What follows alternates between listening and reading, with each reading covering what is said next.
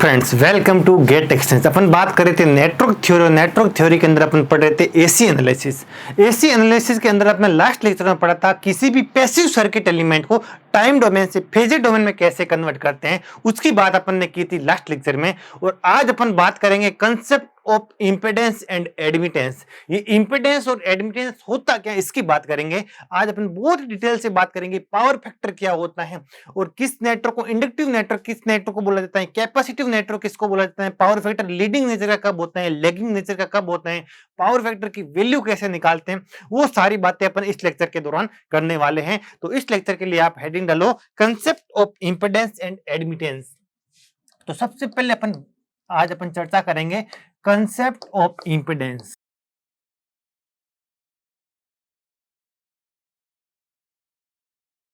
आज अपन बात करने वाले कंसेप्ट ऑफ इंपेडेंस। और इंपेडेंस को लिखा जाता है हमेशा किससे लिखा जाता है, जेड से। और इसकी यूनिट होती है ओम यूनिट होती है। क्या यूनिट होती है? जो यूनिट अपनी रेजिस्टेंस की होती है वो इंपेडेंस की होती है, ओम होती है। और कंसेप्ट ऑफ इंपेडेंस की बात करेंगे और इंपेडेंस को लिखा जाता है जेड से। मान लो कि ये कोई एक नेटवर्क है। क्या है ये? मान लो कोई एक नेटवर्क है, ये इसका कोई एक पोर्ट है। क्या पोर्ट? पोर्ट किसको बोला जाता है, आपको पता ही होगा। ये मान लो वी फेजर है, जितनी करंट अंदर एंटर होती है अगर उतनी की उतनी दूसरे टर्मिनल से एग्जिस्ट होते हैं उसको क्या बोला जाता है, पोर्ट बोला जाता है। क्या बोला जाता है? पोर्ट। मान लो अपने पास ये कोई एक नेटवर्क था, इस नेटवर्क को मैंने टाइम डोमेन से फेजर डोमेन के अंदर कन्वर्ट कर दिया, यानी रजिस्टर का आर रख दिया, इंडक्टर की जगह जे एक्सएल रख दिया, कैपेसिटर की जगह माइनस जे एक्ससी रख दिया। और फिर अपन इसकी बात करेंगे, ये नेटवर्क टाइम डोमेन के अंदर था। टाइम डोमेन के अंदर इंपेडेंस एडमिटेंस नाम की कोई चीज होती ही नहीं है। इंपेडेंस और एडमिटेंस ओनली फेजर डोमेन के अंदर ही आएंगे। अपन टाइम डोमेन के अंदर ना तो इंपेडेंस की बात करते हैं ना एडमिटेंस की बात करते हैं। एडमिटेंस और इंपेडेंस हमेशा फेजर डोमेन का ही कंसेप्ट है, ये आपके दिमाग में होना चाहिए। टाइम डोमेन के अंदर आप ऐसे मत सोचना, देखो ये अपना वोल्टेज फेजार होता था, ये अपना करंट फेजार होता है। तो वोल्टेज फेजार का भी एक टाइम डोमेन में इसके करस्पॉन्ड में एक साइनसोइडल सिग्नल होता है। ये करंट फेजार है, करंट फेजार के करस्पॉन्डिंग टाइम डोमेन में एक साइनसोइडल सिग्नल होता है।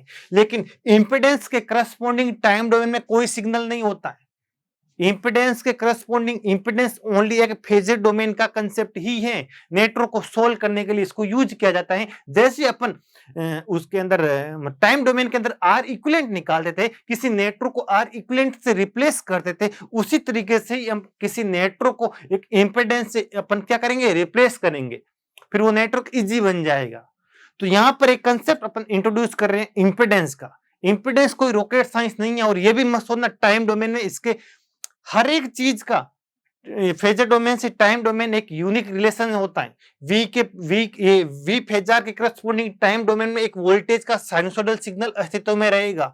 आई फेजार के करस्पॉन्डिंग टाइम डोमेन के अंदर एक साइनसोइडल करंट सिग्नल रहेगा। लेकिन इंपेडेंस के करस्पॉन्डिंग ऐसे मत सोचना कि टाइम डोमेन में कोई सिग्नल रहेगा, कोई नहीं रहेगा। ये ओनली एक फेजर डोमेन का कंसेप्ट ही है। तो आई होप यहां तक आपको समझ में आ गया होगा। ये कोई एक नेटवर्क था टाइम डोमेन के अंदर, मैंने इस नेटवर्क को फेजर डोमेन के अंदर कन्वर्ट कर दिया। यानी जहां पर मेरा रजिस्टर कनेक्टेड था वहां आर का आर लिख दिया, जहां इंडक्टर था वहां जे एक्सएल लिख दिया, जहां कैपेसिटर था माइनस जे एक्ससी लिख दिया। और इस नेटवर्क को, पूरे नेटवर्क को मैंने फेजर डोमेन के अंदर कन्वर्ट कर दिया। और यहां पर इसकी सप्लाई थी, यहां पर मान ले वोल्टेज सोर्स था, जिसको वोल्टेज सोर्स कैसा था, साइनसोइडल वोल्टेज सोर्स था, जिसको मैंने वी फेजार लिख दिया। और यहां से करंट एंटर हो रही थी आई टी, जिसको मैंने आई फेजार लिख दिया। क्या लिख दिया? आई फेजार। तो देखो जैसे अपन आर इक्विवेलेंट निकाले थे ना, वैसा का वैसा ही जेड कंसेप्ट है। इस सोर्स से सीन करने पर इस नेटवर्क का कितना इंपेडेंस सीन होता था। जैसे अपने टाइम डोमेन के अंदर मैं पूछता था आर इक्विवेलेंट कितना सीन करेगा कोई सोर्स एल इक्विवेलेंट कितना सीन करेगा, कोई सोर्स सी इक्विवेलेंट कितना सीन करेगा। अपन टाइम डोमेन के अंदर इंपेडेंस की चर्चा ही नहीं करते, ना टाइम डोमेन के अंदर इसका करस्पॉन्डिंग कोई होता है। ये ओनली एक फेजर डोमेन का कंसेप्ट है। और आपको फेजर डोमेन के अंदर इंपेडेंस और एडमिटेंस ही पूछेगा। आपको पूछेगा वोल्टेज सोर्स V फेजर है, इसकी वजह से करंट अंदर I फेजर अंदर है ना जा रही है और I फेजर आ रही है। सोर्स जब सीन करेगा नेटवर्क को तो इसको कितना इंपेडेंस सीन होगा उसको अपन लिखते हैं Z। जेड होता क्या है? जेड होता है voltage phasor upon current phasor. और मैंने बताया था फेजर कोई रॉकेट साइन नहीं है, फेजर एक कॉम्प्लेक्स नंबर ही होता है। वी क्या एक साइनसोइडल सिग्नल था वीटी, वी मान लो एक टाइम डोमेन के अंदर एक साइनसोइडल सिग्नल था वीटी, उसके करस्पॉन्डिंग वी फेजर है। टाइम डोमेन के अंदर एक करंट कैसी थी साइनसोइडल नेचर की आईटी थी, उसके करस्पॉन्डिंग फेजर आई फेजर है। मान लिया वीटी की आरएमएस वैल्यू वी है, आईटी की आरएमएस वैल्यू आई है, तो वी फेजर क्या होगा? Simply RMS value angle theta V. और ये क्या हो जाएगी? आई फेजर क्या हो जाएगी? इसकी आरएमएस वैल्यू कोमा थीटा आई। तो ये क्या है? वोल्टेज और करंट फेजर कोई रॉकेट साइंस नहीं है, ओनली कॉम्प्लेक्स नंबर ही होता है। फेजर एक कॉम्प्लेक्स नंबर ही होता है। जब अपने कंसेप्ट पढ़ा था फेजर का तो मैंने आपको बड़ी डिटेल से बताया था कि फेजर एक कॉम्प्लेक्स नंबर ही होता है जिसका मैग्नीट्यूड साइनोसोडल सिग्नल की आरएमएस या पिक वैल्यू होती है और उसका फेज साइनोसोडल सिग्नल का फेज ही होता है। और कैसे टाइम डोमेन से फेजर डोमेन के अंदर किसी साइनोसोडल सोर्स को कन्वर्ट करते हैं वो अपने लास्ट लेक्चर में पढ़ा था।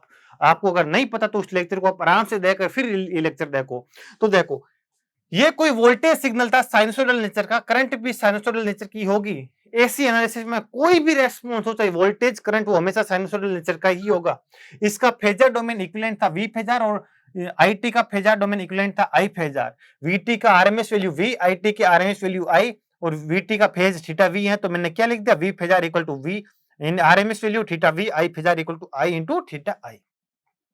अब ये कोई वोल्टेज सोर्स था, इसका इक्विवेलेंट वी फेजर है, करंट आई फेजर है। इस नेटवर्क को मैंने फेजर डोमेन के अंदर कन्वर्ट कर दिया। Z equal to V phasor upon I phasor. V phasor मतलब एक ऊपर भी एक कॉम्प्लेक्स नंबर, नीचे भी एक कॉम्प्लेक्स नंबर, दो कॉम्प्लेक्स नंबर का रेशियो भी एक कॉम्प्लेक्स नंबर होगा।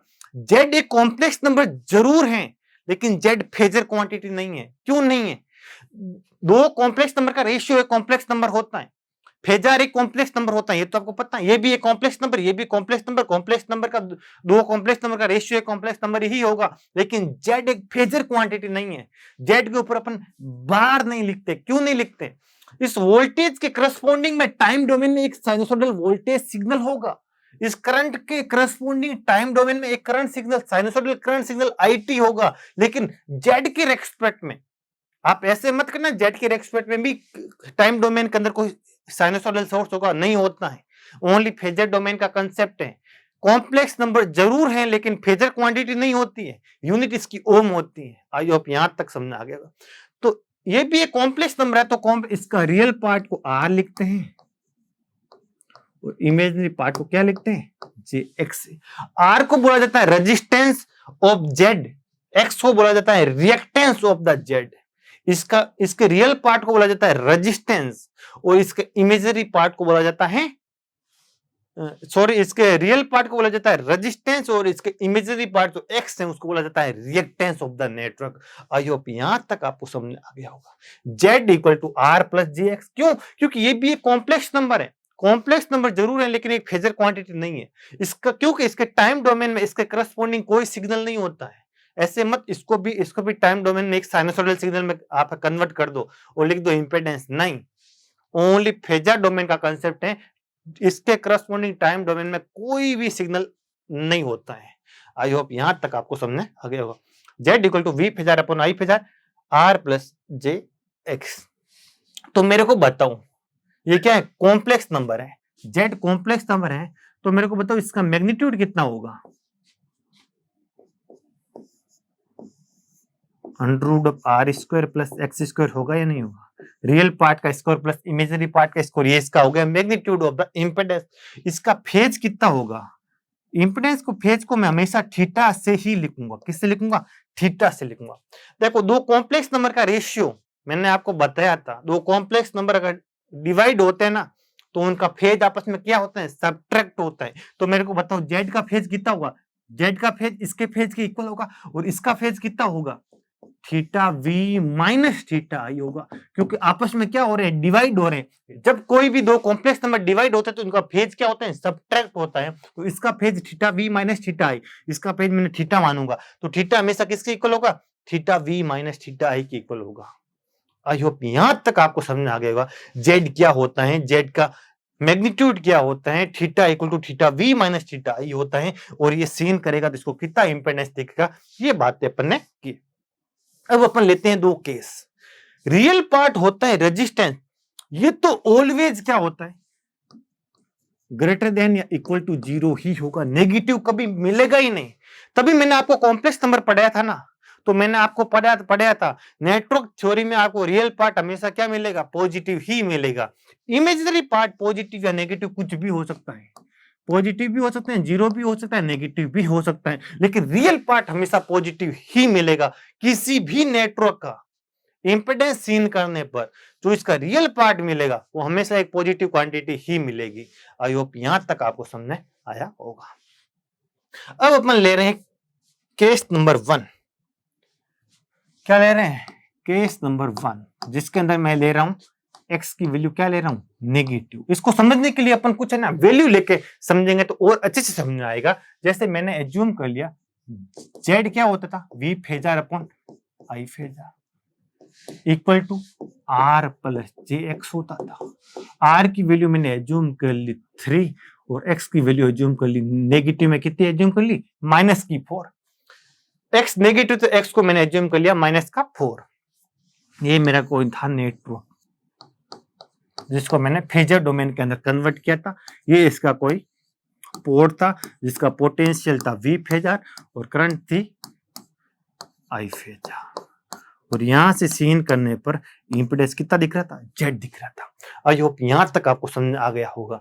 मेरे को बताओ इसका मैग्नीट्यूड कितना होगा, तो सिंपली आप क्या करोगे, रियल पार्ट का स्क्वायर प्लस इमेजिनरी पार्ट का स्क्वायर, 9 प्लस 16 आंसर कितना आ जाएगा, 5। मैं कहूंगा इसका फेज कितना होगा, तो आप थीटा कैसे निकालोगे, मैंने बताया थीटा क्या होता है, theta V minus theta I होता है, और इधर से फेज निकालूंगा तो मैंने कॉम्प्लेक्स तो मैंने बता दिया था, जब नेगेटिव होता तो बाहर क्या आता है, नेगेटिव साइन, और अंदर कितना होता है, tan इनवर्स। इमेजिनरी पार्ट का मैग्नीट्यूड कितना है, 4, रियल पार्ट कितना है, 3, तो माइनस tan इनवर्स 4/3। ये इसका क्या होगा, थीटा होगा। ये क्या होगा, कौन सा होगा, मोड ऑफ जेड कितना आएगा, 5 आ गया। Z equal to V bar upon R plus J X. I hope यहां तक आपको समझ आ गया होगा। जब x नेगेटिव होता है तो x कब नेगेटिव होता है, आपने पढ़ा था इंडक्टर के केस में क्या होता है, इंडक्टर का अपन ने जब अपन ने स्टार्ट किया था टाइम डोमेन से फेजर डोमेन के अंदर, तो इंडक्टर का इक्विवेलेंट कितना होता था, JXL होता था। कैपेसिटर का कितना होता, माइनस JXC होता था। वहां पर भी माइनस आता था, यहां पर भी x नेगेटिव है। तो जब x नेगेटिव आएगा ना, तो ऐसे नेटवर्क को कैपेसिटिव नेटवर्क भी बोला जाता है। क्या बोला जाता है, ऐसे नेटवर्कों को कैपेसिटिव नेटवर्क भी बोला जाता है। x नेगेटिव आ रहा है, और x नेगेटिव कैपेसिटर के केस में भी आता है। मैं क्या आता था, माइनस JXC आता था, जबकि इंडक्टर के केस में प्लस JXL आता था, माइनस JXC आता था। वहां पर भी x नेगेटिव, इधर भी x नेगेटिव, यानी यहां पर कैपेसिटिव जो इफेक्ट होगा ना, वो इंडक्टिव इफेक्ट पे हावी होगा। हावी होगा तो क्या होगा, कौन से नेचर का होगा नेटवर्क, कैपेसिटिव नेटवर्क होगा। कैपेसिटिव रिएक्टेंस होगी ना, जो इंडक्टिव रिएक्टेंस से ज्यादा होगी, तभी तो नेट इफेक्ट नेगेटिव आएगा। नेट इफेक्ट नेगेटिव आएगा मतलब कैसा नेटवर्क होगा, ऐसे नेटवर्क को कैपेसिटिव नेटवर्क बोला जाता है। तो आई होप यहां तक आपको समझ आ गया होगा, ये एक नेटवर्क कैसा है, कैपेसिटिव नेटवर्क है। अब मैं इसकी बात करता हूं, कौन सी, पावर फैक्टर बोला जाता है। क्या एक कंसेप्ट होता है पावर फैक्टर, कोई रॉकेट साइंस नहीं है, बहुत इजी कंसेप्ट है। पावर फैक्टर कुछ भी नहीं आपको करना है, आपको कहेगा इनपुट पावर फैक्टर या power factor seen by the source कितना होगा, या सिंपली पूछे पावर फैक्टर क्या होगा इस नेटवर्क का। इधर से पावर फैक्टर किसी एलिमेंट का भी पूछ सकता है, वो एग्जाम में आ भी रखा है, किसी एलिमेंट का भी पावर फैक्टर पूछ सकता है, किसी नेटवर्क का भी पावर फैक्टर पूछ सकता है। अगर आपको पूछे इस नेटवर्क का पावर फैक्टर कितना होता है, तो पावर फैक्टर कुछ भी नहीं होता है, कोई रॉकेट साइंस नहीं होती है। पावर फैक्टर कैलकुलेट कैसे करते हैं, cos of theta V minus theta I से भी कैलकुलेट कर सकते हो। और आपको पता है कोस के अंदर नेगेटिव का कोई फर्क नहीं पड़ता है, तो अपन ऐसे भी लिख सकते हैं, cos of theta I minus theta V भी लिख सकते हैं या नहीं है। और theta V minus theta I क्या होता है, एंगल ऑफ इंपेडेंस होता है या नहीं है। तो अपन इसको ऐसे भी लिख सकते हैं, cos of angle of impedance equal to power factor. जो इंपेडेंस का एंगल होगा वही पावर फैक्टर का एंगल होगा, और उसका कोस लेने पर अपन को क्या मिल जाएगा, पावर फैक्टर मिल जाएगा। आई होप यहां तक आपको समझ आ गया होगा पावर फैक्टर क्या होता है। सिंपली जो इंपेडेंस का एंगल आपको मिलेगा उसका आप कोस ले लो तो आपको पावर फैक्टर की वैल्यू मिल जाएगी। पावर फैक्टर की वैल्यू निकालना कोई भी डिफिकल्ट टास्क नहीं है, बहुत इजी टास्क है। पावर फैक्टर की वैल्यू कैसे निकालेंगे, cos of theta V minus theta I, या फिर कोस के अंदर नेगेटिव का कोई फर्क नहीं पड़ता है तो theta I minus theta V भी लिख सकते हैं, या cos of angle of impedance भी लिखा जा सकता है। यानी इंपेडेंस का जो एंगल होगा वही पावर फैक्टर का एंगल होगा, और उस एंगल का कोस लेने पर पावर फैक्टर की वैल्यू मिल जाएगी। आई होप यहां तक आपको समझ आ गया होगा। लेकिन पावर फैक्टर का नेचर क्या होगा, लीडिंग नेचर का होगा या लेगिंग नेचर का होगा, उसकी बात करेंगे। ये कोई पावर फैक्टर की वैल्यू तो आई होप आपको निकालनी आ गई होगी। पावर फैक्टर टू टाइप्स का होता है, एक होता है लीडिंग नेचर का, एक होता है लेगिंग नेचर का। क्या होता है, लीडिंग पावर फैक्टर होता है, लेगिंग पावर फैक्टर की वैल्यू तो आप निकाल सकते हो, कुछ भी कोई रॉकेट साइंस नहीं है, बहुत इजी टास्क है। एक होता है लीडिंग नेचर का, एक होता है लेगिंग नेचर का। तो मेरे को बताओ, जब करंट वोल्टेज से लीड करेगा तब उस पावर फैक्टर को बोला जाता है लीडिंग पावर फैक्टर। ये दिमाग में रखना, जब करंट वोल्टेज से लीड करेगा तब उस पावर फैक्टर को क्या बोला जाता है, लीडिंग पावर फैक्टर नेटवर्क बोला जाता है। जबकि जब वोल्टेज करंट से लीड करेगा तो उस पावर फैक्टर को बोला जाता है लेगिंग पावर फैक्टर नेटवर्क बोला जाता है। उस नेटवर्क को बोला जाता है लेगिंग पावर फैक्टर नेटवर्क, और पावर फैक्टर को बोला जाता है लेगिंग पावर फैक्टर। लेगिंग कब बोला जाता है, जब वोल्टेज करंट से लीड करेगा।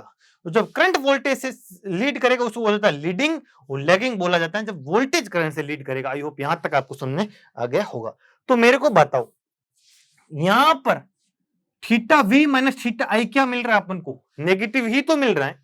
माइनस का इसकी कुछ ना कुछ वैल्यू होगी, और आगे किसका साइन है, नेगेटिव। तो यहां पर देखो थीटा वी माइनस थीटा आई अपन को क्या मिल रहा है, नेगेटिव मिल रहा है या नहीं मिल रहा है, बिल्कुल मिल रहा है। इसका मतलब थीटा आई उधर ले जाऊंगा तो थीटा आई थीटा वी से ज्यादा होगा या नहीं होगा, बिल्कुल।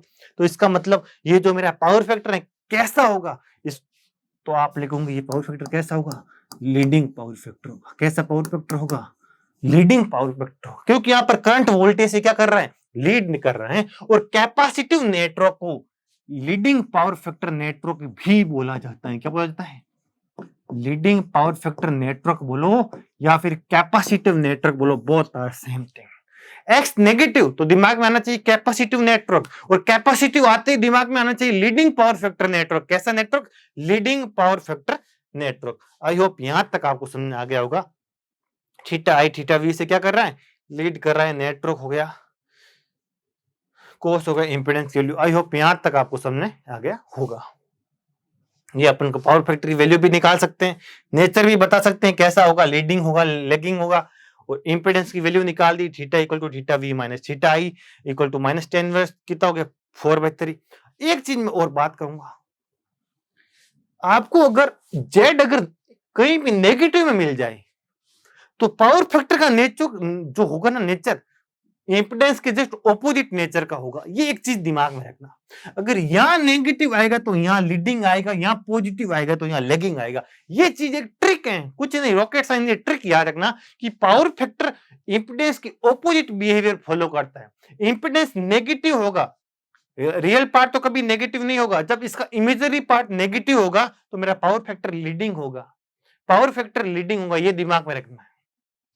जब इंपेडेंस के जस्ट ऑपोजिट बिहेवियर, इंपेडेंस का एंगल ही पावर फैक्टर का एंगल है, ये तो एक ही चीज होगी। चाहे इंपेडेंस का एंगल बोलो चाहे पावर फैक्टर का एंगल बोलो, बोथ आर सेम थिंग, लेकिन जस्ट ऑपोजिट नेचर का। यहां नेगेटिव तो यहां लीडिंग, यहां पॉजिटिव आएगा तो यहां क्या आएगा, आगे पढ़ेंगे लेगिंग आएगा। आई होप यहां तक आपको समझ में आ गया होगा। अब अपन सेकंड बात करते हैं, जिसके अंदर अपन ले रहे case number 2, x is greater than 0। ये मेरा कोई नेटवर्क था जिसको अपने फेजर डोमेन में कन्वर्ट किया। ये इसका क्या हो गया, V फेजा, ये I फेजा, सोर्स इन करेगा तो इसको इंपेडेंस क्या दिखेगा, Z दिखेगा। और अपने बात की थी Z equal to V phasor upon I phasor R plus JX। यहाँ पर भी मैंने एज्यूम कर लिया 3 प्लस J4। तो मेरे को बताओ यहाँ पर क्या होगा, मोड Z कितना हो जाएगा, अंडर 9 प्लस 16 कितना हो जाएगा 5। थीटा कितना हो जाएगा, इंपिडेंस एंगल जिसको अपन ऐसे भी बोलते हैं theta V minus theta I, both are positive, कितना हो जाएगा 10 प्लस का 10 इनवर्स 4/3। और अपन बात करते हैं पावर फैक्टर कितना होगा, कोस of angle of impedance theta, कुछ भी बोलो आप, कोस ऑफ थीटा। लीडिंग होगा या लेगिंग होगा, तो यहां से बताओ theta V minus theta I क्या मिलेगा आपको, ग्रेटर देन 0। तो थीटा V क्या होगा, थीटा I से ग्रेटर देन। वोल्टेज करंट से लीड कर रहा है तो पावर फैक्टर किस नेचर का होगा, लेगिंग नेचर का होगा। इधर भी आप देख सकते हो, यहाँ पॉजिटिव आएगा तो यहाँ लेगिंग आएगा, ऑपोजिट नेचर का। नेगेटिव आएगा तो लीडिंग आएगा, पॉजिटिव आएगा तो लेगिंग आएगा। ये बात होगी पावर फैक्टर की। ये theta V minus theta I, ये अपन का सेकंड केस होता है कंप्लीट। तो आई होप यहाँ तक भी आपको समझ में आ गया होगा। जब x है ना पॉजिटिव होगा तो पावर फैक्टर कैसा होगा, लेगिंग होगा। और इंपेडेंस का जो एंगल आएगा ना, वही अपन के पावर फैक्टर में एंगल की जगह यूज होगा। और पावर फैक्टर की वैल्यू क्या होगी, कोस ऑफ थीटा हो जाएगी। तो आई होप यहां तक आपको समझे। और ऐसे नेटवर्क को बोला जाता है इंडक्टिव नेटवर्क। क्या बोला जाता है, क्यों बोला जाता है, क्योंकि x क्या आ रहा है, पॉजिटिव। यानी इंडक्टिव रिएक्टेंस की वैल्यू कैपेसिटिव रिएक्टेंस से क्या है, ज्यादा है, हैवी हो रही है, उस पर हावी है। तो हावी है तो इंडक्टिव नेटवर्क होगा, क्योंकि x पॉजिटिव मिल रहा है। और इस ऐसे नेटवर्क को लैगिंग पावर फैक्टर नेटवर्क भी बोला जाता है। इंडक्टिव नेटवर्क को लैगिंग पावर फैक्टर नेटवर्क भी बोला जाता है, क्योंकि इंडक्टिव नेटवर्क में आपको दिमाग में आता है इंडक्टिव नेटवर्क में x पॉजिटिव। एक्स पॉजिटिव मतलब इंपेडेंस के ऑपोजिट नेचर होता है पावर फैक्टर का। तो पावर फैक्टर कैसा होगा, लेगिंग होगा। तो आई होप आपको कंसेप्ट ऑफ इंपेडेंस आपको समझ में आ गया होगा। तो फिर इस लेक्चर के लिए इतना ही। तो थैंक यू सो मच।